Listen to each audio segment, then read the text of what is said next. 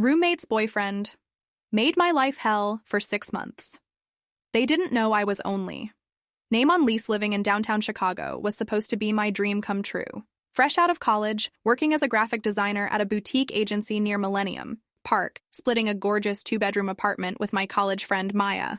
Everything was perfect until she casually mentioned her boyfriend Derek was coming to stay just for a couple days while he figured things out. That was 6 months. Ago Derek never left. Instead, he moved in like he owned the place, taking over my living room with his PlayStation 5, leaving his dirty clothes everywhere, and treating our shared space like his personal crash pad. Maya, who used to be considerate and clean, completely changed. Suddenly, I was living with 2 people who acted like I was the unwelcome guest in my own home. The breaking point came last Tuesday when I walked into my kitchen after a 12-hour workday to find them eating the salmon I'd specifically bought for my client dinner prep. Derek looked up from my plate, fork in hand, and shrugged. Maya didn't even look embarrassed. "If you don't like living with us, maybe you should find somewhere else," Derek said, still chewing my $40 piece of fish. I stood there, exhausted, watching this guy who didn't pay a single bill tell me to leave my own apartment. That's when I realized they had no idea what they'd just stepped into. Updated. Thanks for all the support on my last post about toxic roommates. Some of you asked if I'm being too dramatic. Honestly, after what happened next, I think I was too patient. Should I have handled this differently from the start? Maya and I had been tight since sophomore year at Northwestern. When we both got jobs in Chicago after graduation, splitting a place seemed like the perfect plan.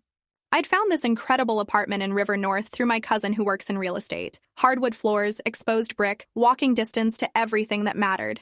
Here's the thing nobody knew. I was the only one on the lease. Maya had terrible credit from some college credit card disasters, so when we applied, the landlord wouldn't approve her. I qualified on my own with my design job salary, so I signed the lease solo. Maya just Venmo'd me her half of rent each month, cash for everything else. Simple arrangement that worked perfectly for almost a year. Then Derek happened. He was supposed to be this temporary thing while he got back on his feet after losing his job at some startup. Maya was smitten, talking about how he was finding himself and pursuing his passion for music production. What she didn't mention was that his passion involved making beats until 3 a.m. in our living room while I had client presentations the next morning. The first month, I bit my tongue. Maya was happy and Derek was supposedly job hunting. By month 2, I realized Derek's job hunting consisted of playing Call of Duty and ordering DoorDash with Maya's money. Month 3, they started having friends over for small gatherings. That turned into parties I wasn't invited to in my own living room. By month 4, I was buying groceries and hiding them in my bedroom because Derek would eat everything, including my clearly labeled leftovers. Maya stopped cleaning, stopped contributing to household supplies, and started acting like I was being uptight when I asked them to keep it down on weeknights. The final straw wasn't just the salmon incident, it was realizing they'd completely taken over my home and made me feel like an outsider in the space I was paying for entirely. After the salmon dinner disaster, I started paying attention to just how far things had degraded. Derek had basically moved his entire life into our shared spaces. His clothes were in our coat closet, his toiletries dominated our bathroom counter, and his gaming setup had completely taken over the living room I used to love. Maya had transformed, too. The girl who used to apologize for leaving a coffee mug in the sink now left dishes for days and rolled her eyes when I asked about cleaning schedules. She'd started referring to Derek as "we" in conversations about apartment decisions, like they were a unit and I was the third wheel. The breaking point came during Memorial Day weekend. I'd planned a quiet weekend to catch up on freelance projects, but came home Friday to find Derek throwing an impromptu party. 20-something people packed into our apartment, smoking on the balcony, using my expensive face towels to clean, upspilled drinks, and treating my carefully curated space like a frat house. When I asked Maya to tone it down, she laughed and told me to lighten up and stop being such a mom about everything. Derek overheard and decided to chime in with his opinion about my personality flaws, suggesting I needed to learn to live with people and stop acting like I owned the place. That phrase hung in the air for a moment. Stop acting like I owned the place. I went to my room, closed the door, and started looking at apartments online. Not because I wanted to leave my beautiful downtown Chicago apartment, but because I needed them to think I was leaving. I started asking friends about sublets, posted in a few housing groups about needing a place, even went to see a studio in Lincoln Park just to get photos for my Instagram story. Maya and Derek noticed immediately. Suddenly, Maya was knocking on my door with coffee, asking if we could talk about things and work it out. Derek was offering to contribute more to the household and be more respectful of my space. Too little, too late. I started quietly, moving my important stuff to my sister's place in Evanston. Art supplies, expensive electronics, anything I couldn't replace easily. I told Maya I was decluttering and minimizing my life. She bought it completely, even helping me load boxes into my car, thinking she was supporting my new lifestyle choice. The conversations with my landlord started in early June. I explained the situation carefully, how my roommate had someone staying long-term without permission, how they'd basically taken over the lease I was solely responsible for, how the apartment was being treated poorly. My landlord, Mr. Patterson, was surprisingly understanding and suggested some options. That's when I learned about lease transfer procedures and official notice requirements. That's when I realized exactly how much power I actually held in this situation. By mid-June, I'd made my decision. Maya and Derek had pushed me out of my own home, so I was going to let them have it, on their terms. Updated. The responses to my last update have been incredible. A lot of you are asking what happened when I actually moved out and if they faced any consequences. Let me just say, karma works in mysterious ways, and some lessons are more expensive than others. Moving day was July 4th weekend. I told Maya I'd found a place in Wicker Park, closer to work, better for my lifestyle. She seemed genuinely sad, which almost made me feel guilty. Derek was less subtle about his relief, already talking about turning my room into a proper music studio.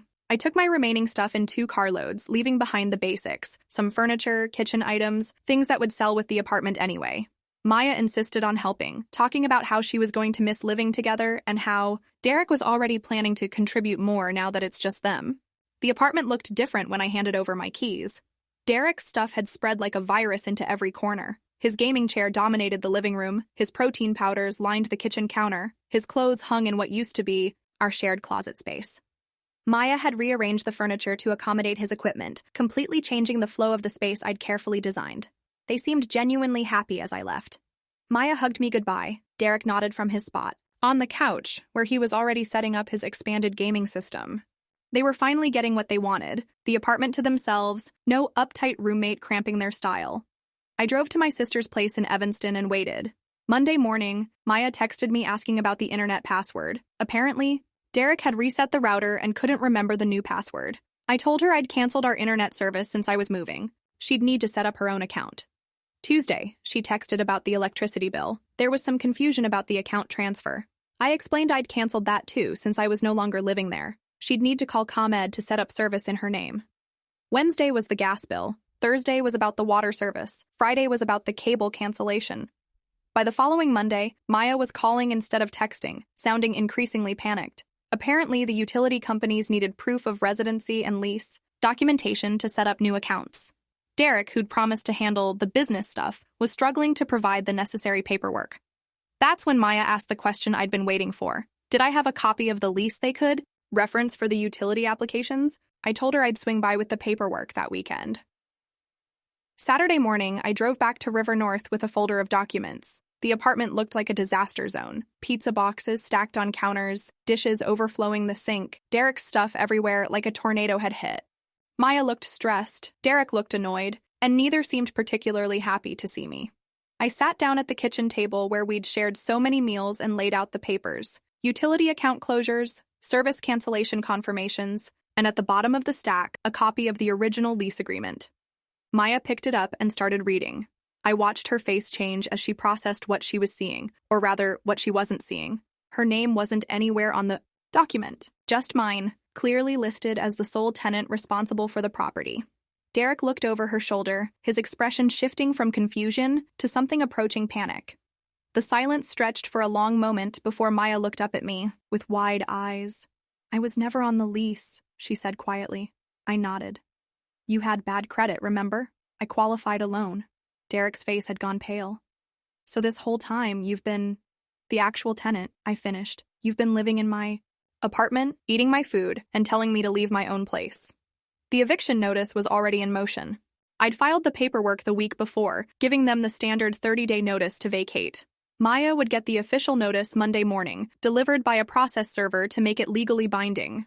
Maya started crying. Derek started pacing, muttering about finding lawyers and fighting evictions. I stood up, collected my paperwork, and headed for the door. "Wait," Maya called after me. "Can't we work something out? I'll pay you back for everything. Derek will get a job, we'll respect your space." I turned back to look at my former friend, sitting in the apartment I'd shared with her for over a year, surrounded by the mess she'd helped create.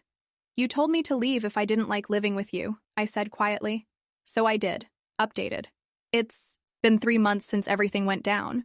Maya and Derek had to move back in with his parents in the suburbs. I found amazing new roommates through work who actually appreciate having clean, respectful, shared space. Sometimes the best revenge is just letting people face the consequences of their own choices.